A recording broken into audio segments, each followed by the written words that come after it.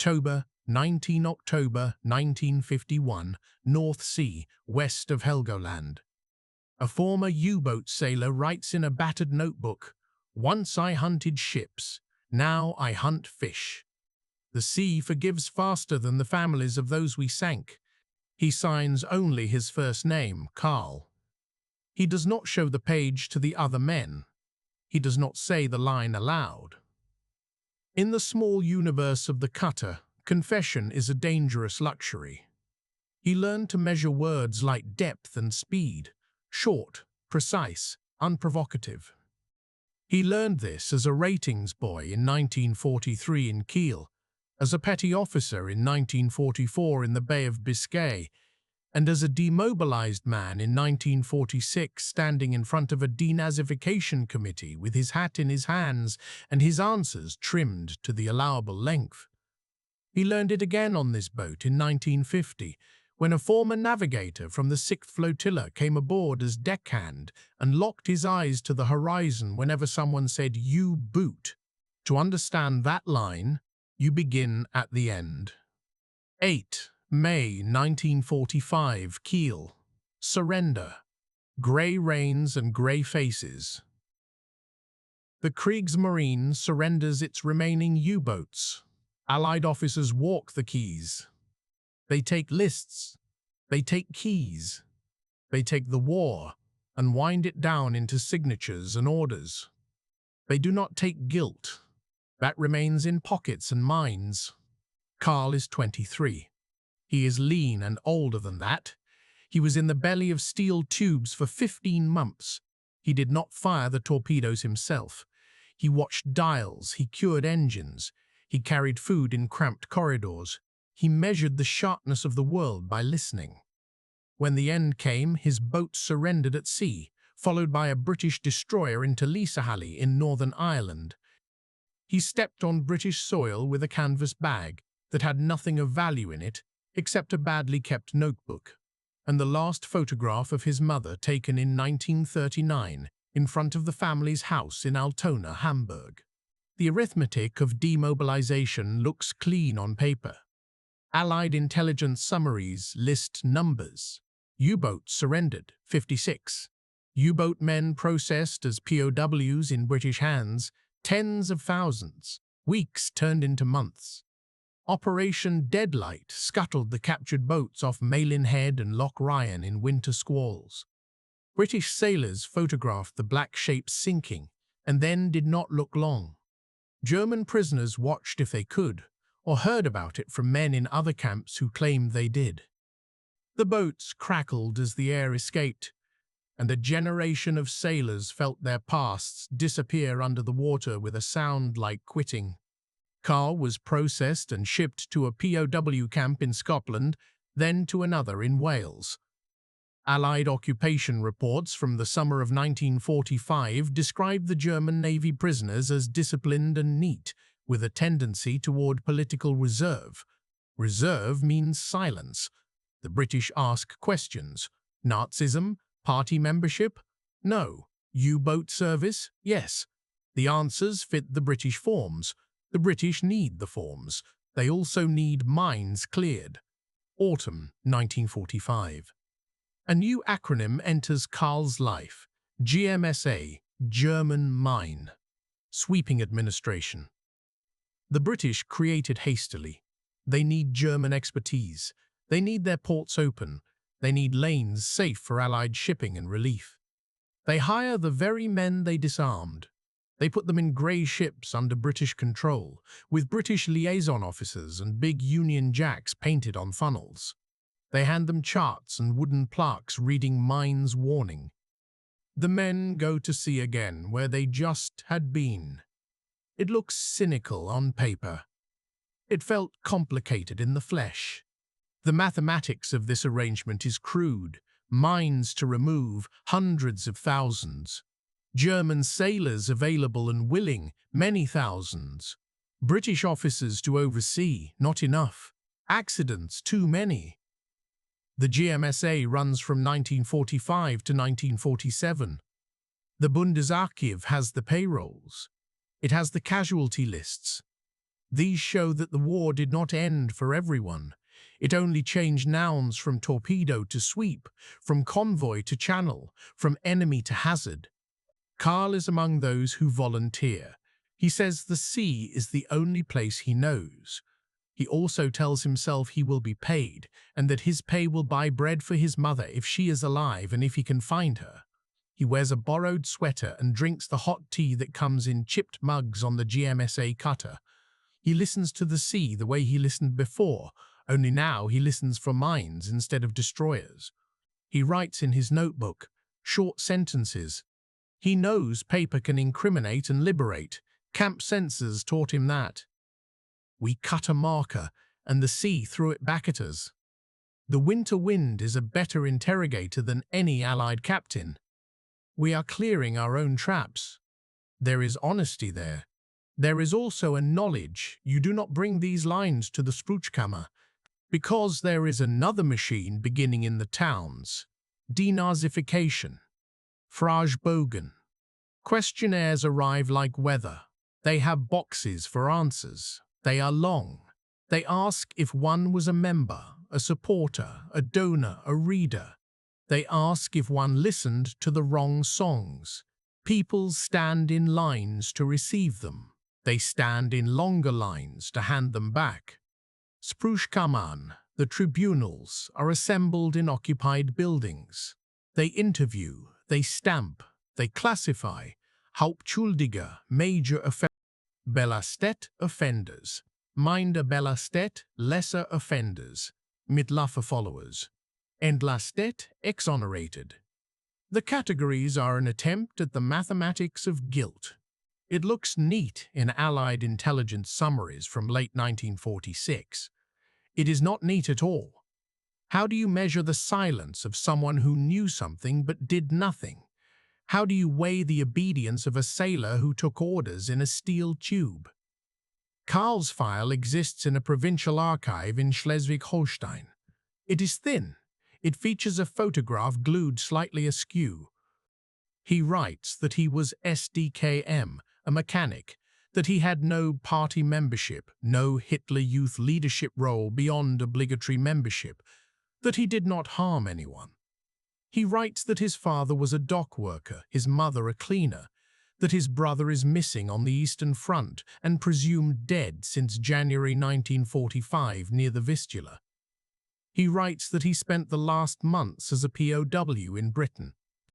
A pastor from Altona writes a short Purcellschein for him, a laundering certificate that says he is a decent lad from a good family who helped evacuate neighbor children during the bombings. The Purcellschein carries incredible weight in these years, because the mathematics of guilt is not only about what you did, but about who will vouch you, did other things instead. The British in the north need order. They need food to flow. They need Germans to administer German towns so that British soldiers do not. The denazification net is cast wide. It draws in a lot of small fish. Later, it lets a lot of them go. Major offenders are few. They are loudly punished. Offenders might be punished for a while. The rest are needed at their desks.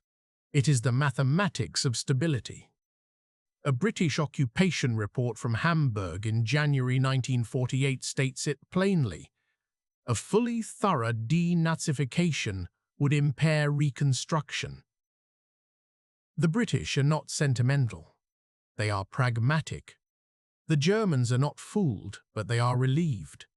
Karl's case ends like most cases of men of his rank and background. By spring 1947, he is classified as Mitläufer, a follower. He is permitted to work. The file is stamped. The paper is thin. The decision has thick consequences. He takes off his hat and stands outside the building with other men and women holding similar papers and not talking about what they each wrote. The towns he returns to barely exist. Hamburg is rubble. The pictures exist. Allied air reconnaissance photos are black and white deserts. Residents call it Trümmerlandschaft, a landscape of rubble. Women with headscarves and gloves made from old sweaters climb heaps of brick with shovels and baskets. They are known as Trümmerfrauen. Not all believe in their icon later. The work is real enough now. They salvage, they stack. They pull bent beams and the corners of lives from the rubble and set them aside as if they were salvageable. Carl comes to Altona in late 1946 after months at sea with the GMSA. He finds half a block where a street used to be. He finds his mother. She sits in a room in a requisitioned flat with two families from the east. They were expelled from Pomerania in the winter and then moved again and again. They bring with them maps in their heads of towns that no longer belong to them. They bring hunger, they bring grief, they bring accents, they bring their own notebooks with the names of missing sons. They bring tension to a neighborhood that has no space for more tension. The arithmetic of rooms is cruel. 6 people sleep in one cold room. 2 by the window, 2 by the stove, 2 on the floor with blankets. Official occupation reports in the British zone produce statistics of square meters per person. They give numbers like 5.2 in a place where 8 would be healthy. Numbers that explain why arguments begin about hallway use and ration cards. The bureaucrats who write these reports note a persistently strained atmosphere between local residents and the newly arrived expellees. It is soft language for shouting and turned backs and slammed doors and sometimes fists. The hunger is systematic. It is not a tragedy of a single day. It is the mathematics of calories. In the winter of 1946-1947, the hunger winter, ration cards offer food that would add up to about 1,000 to 500 calories per adult per day for those without special work categories. That is not enough to rebuild a city. It is barely enough to keep warm. It is not enough for men mending nets or women carrying bricks. The clothing is thin. Coal is short. The British lorries arrive when they arrive. The rails crackle with cold. People walk to the countryside to barter. The walk is 2 days sometimes. They bring with them the only thing that has the value to trade: cigarettes. Cigarettes become currency, a parallel money that the Bundesbank will study later with professional awe and discomfort.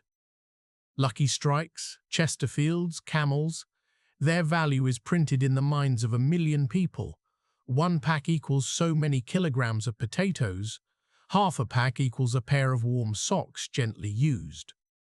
Children scavenge cigarette butts outside British mess halls and unravel them to gather tobacco dust to press into new cigarettes. A black market thrives. The term Hamsterfahrten describes the trips into the countryside to barter. The city stands on empty stomachs. Carl uses his GMSA pay to buy cigarettes when he can. He uses cigarettes to buy pork fat when he can. He uses a pocket knife to clean fish from the harbour whenever a line is thrown to him from a skipper he once knew. He keeps a quiet profile. He sees in his own mother a mixture of relief and accusation. Relief that he returned. Accusation that the boy she sent to war came back a man who cannot speak the same language. The war is not everywhere. It is not in the words. It is in the bodies. There are DP camps in the British zone near the towns.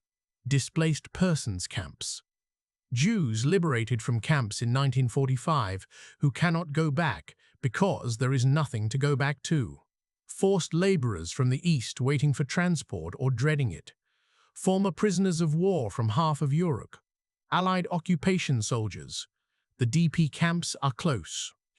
In Bergen-Belsen, the displaced live in the former Wehrmacht barracks beyond the original camp. They are not far from the rail lines. The inhabitants of nearby towns say they had not known about the previous use. Some had known. Many had suspected. Most had pretended not to know. The memory is not neat. An Allied intelligence summary of civilian attitudes from autumn 1945 notes that Germans are inclined to place their own suffering from bombing above the suffering caused to others. and that facile assertions of ignorance are common. These words are in files across the British zone. They sound like the summary of a tired teacher. They are not wrong. People learn survival strategies quickly. Deny, minimize, redefine. Germans write that they did not believe early reports of camps because the reports were Allied propaganda. They write that later, when they saw details, they were appalled. Some were appalled, some turned away. Karl sees DPs in Hamburg's Altona as they line up near relief offices. He notices a number on a forearm once and looks away. He does not say the name of his service. He keeps his sleeve down. There is an unpleasant knowledge here. He did not guard a camp, he did not shoot anyone on land, he hunted ships in a declared war. He also knows the convoys carried many things, including human lives displaced by his own country's war. It is an arithmetic that does not sum. The mathematics of guilt here is not about categories, but about weight. How heavy is a net full of fish compared to a list of ships sunk by his flotilla? In his notebook, he writes only, "We did our jobs." The word job tastes like rust. By 1947, the GMSA winds down. Mines remain, but the political patience thins and the budgets shrink. Karl needs work. The British begin to allow German fishing under license, under official restrictions monitored by the Combined Food Board and British Control Commission. No long-distance voyages, no big engines, limited fuel, curfews for boats, areas designated as off-limits because of minefields. The British want fish to feed the cities, but they also want control. German fishing becomes a rationed effort. The fishermen reorganize in cooperatives. The Deutsche Fischereiverband is remade in fragments, local and practical. Former Kriegsmarine men stand on deck with men whose only rank was husband. They share callouses. They avoid the topic of the war like men avoid a hole in the decking. The facts are there. No one steps into them if he can help it. Karl is hired on a cutter out of Cuxhaven in 1948. It is a boat repaired in a yard where the British oversight officer works in a small office with a typewriter and a box of seals. The shipyard itself had been damaged in bombings and patched with whatever was left. Howeldswerke in Kiel begins to stir again. Blom plus Vus turns from submarines to steel hulls for cargo. Employment is a form of therapy for a nation. It is also a form of amnesia. The Allies are not naive. They see the amnesia. They also help build it. 20. June 1948. Currency reform. Deutsche Mark replaces Reichsmark. The arithmetic of this change is seismic. Every person gets 40 DM, later more. Prices convert, though not fairly.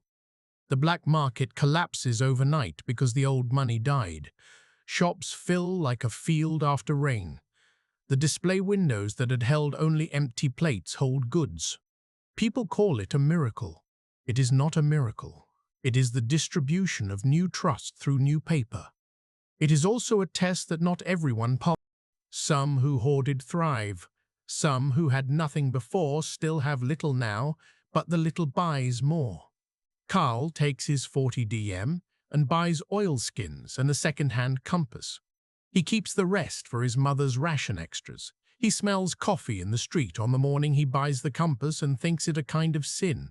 He writes in his notebook, money changed and so did conversation topics. The Marshall Plan begins to pour goods into the ports.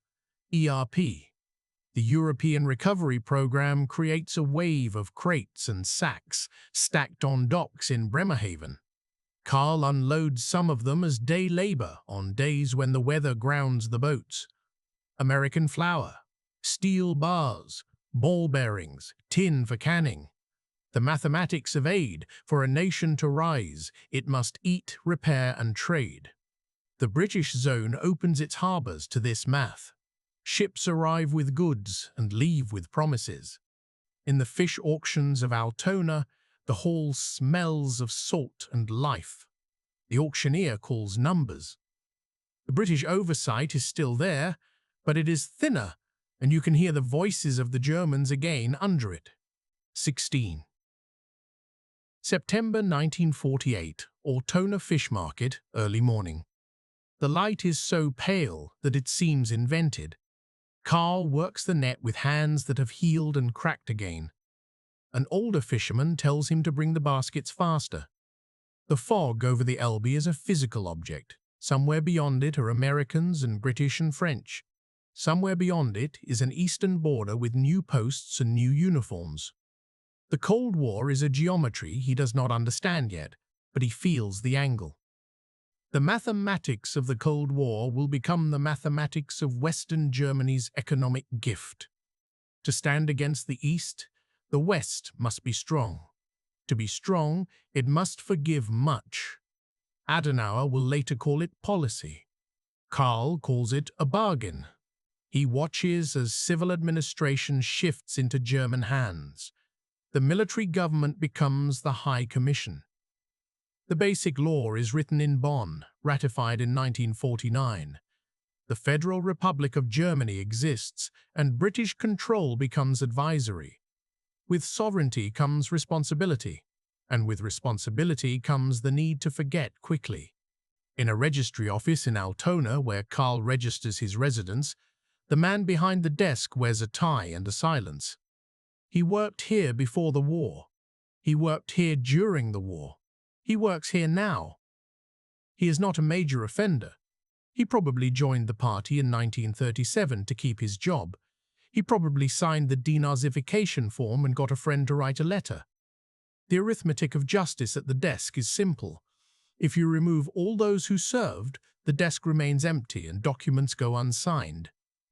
If the desk remains empty, the city stands still. You cannot have a standing city built of filled desks. You cannot have a clean conscience and a functioning registry office at the same time, not in 1949. The Federal Republic chooses function. It pays the price later, as all choices come with an invoice. For Karl, the invoice is smaller, but it exists. He is a man with a past he cannot test in public. He is a U-boat sailor, trying to make a civilian life among men and women whose grief is domestic, the house bombed, the father missing, the child with lungs hurt by dust and damp. He is not unusual in origin. There are many like him. They do not wear badges. On board, when silence falls, he hears the old rhythm of the diesel in his bones like a lullaby from a dead mother. He works. Work is both therapy and anesthesia. He repairs nets in the winter with rough twine and a bone needle.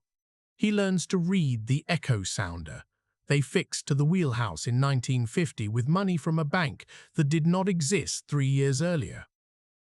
The echo sounder is not sonar. It is close enough.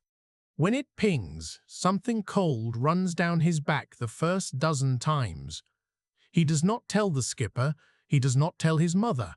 He writes, "The machine remembers for me." 1951. The year of the sentence in his notebook. He writes it after a haul under a sky so low it feels like a lid. He joins it with another line. "We eat what the sea allows us.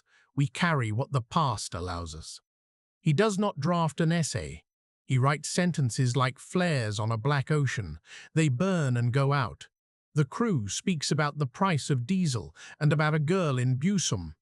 They do not speak about the flotilla numbers stitched into their sleeves that they removed with razor blades in 1945.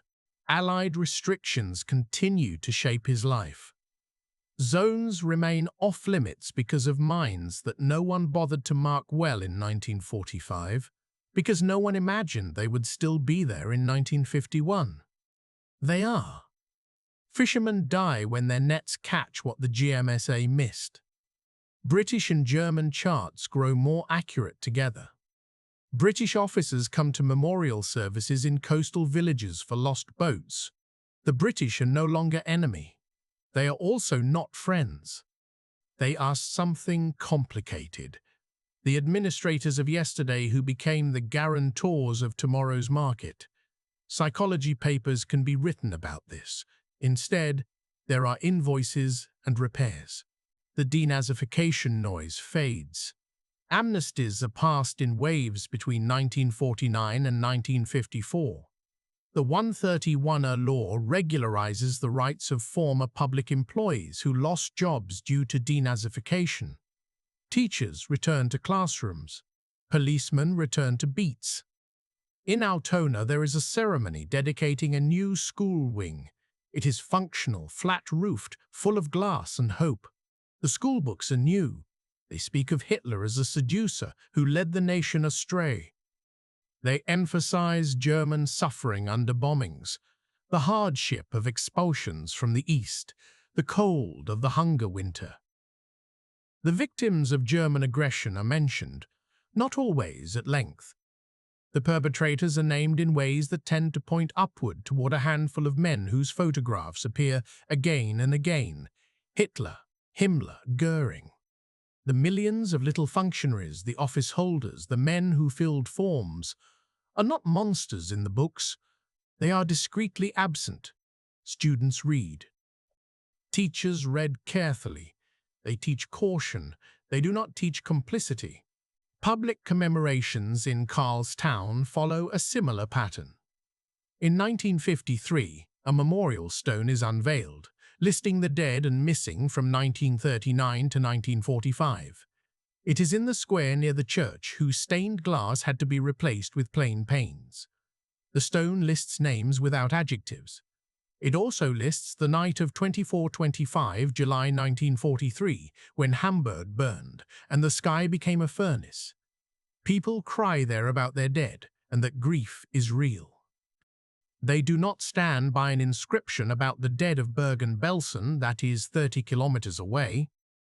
A British cultural officer notes in a report, German commemorations emphasize suffering but do not emphasize responsibility. He sends the report to London. London files it. The report is true. It is not the whole truth. The street is small. It has only so many memorial stones. Karl does not attend the unveiling. He is at sea. He thinks of stones underwater. He thinks of markers set in the shipping lanes for hazards long past. He thinks of the men he knew who did not come home and whose bodies were not found. It is a habit of his mind to imagine bodies as existing. The sea taught him the opposite. The expellees in the flat with his mother move out in 1952 when the municipality allocates them a small house built outside the city centre in a settlement of cheap wood and tar paper. It is called a Not-Siedlung. The name is honest. A British report calls it a beginning. The tensions lighten, not disappear. The arithmetic of housing improves slowly. The arithmetic of jobs improves faster. Germany is beginning to boom. Wirtschaftswunder. A phrase that arrives in the newspapers with more cheer than caution. It is coffee with cream in the pictures. It is women smiling again in advertisements for refrigerators. It is trains that run on time because the tracks are private again. It is the smell of diesel and money in the port. The mathematics of this boom is not complicated. Marshall Plan aid, domestic discipline, American demand for goods, political stability under Adenauer, access to markets in Europe through new agreements, and a workforce that grew up under orders. There is also pressure from the Cold War. The West wants West Germany strong. The East wants East Germany strong. The game is a tug-of-war with currencies and coal and credit. In West Germany, it yields refrigerators and scooters and trawlers with engines that start on the first try. Karl benefits in real time. The cooperative buys a new winch. The deck gets safer. The galley gets a real coffee pot and not just rust and hope. He buys his mother a radio. She listens to the news and to music and to the voice of the Chancellor telling the nation it has a future. A neighbor who served in the Wehrmacht in Crimea becomes an insurance salesman. He never mentions Sevastopol.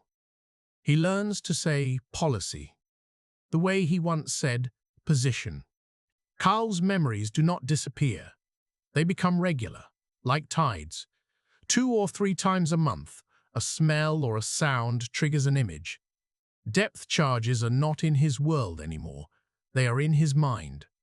A misfiring motor on a cutter feels like a hull struck. He does not fall to the deck. He folds his hands together as if in prayer and closes his eyes for a second too long, then returns to the net. He never says this aloud. He writes, "The sea keeps secrets poorly. It tells and tells again." Helgoland is returned in 1952 after years as a British bombing range. Carl passes it on a fishing trip in spring and watches as the first excursion boat from the mainland approaches like a cautious animal returning to a territory it once knew. He thinks about the islanders, the ones who spent years in exile in the UK, calling themselves Helgolanders, wanting nothing more than to go home.